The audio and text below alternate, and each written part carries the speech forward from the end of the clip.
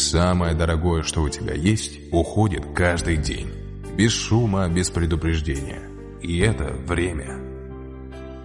Оно не просит отсчета, не дает второго шанса. Оно просто уходит. В момент, когда ты живешь не собой.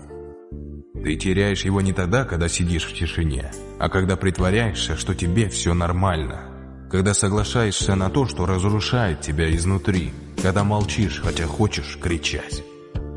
Настоящая потеря – это не день на диване. Это год в чужой жизни. Это десятки. Ладно, потерплю еще немного. И самое страшное – ты привыкаешь к этому. Привыкаешь терять.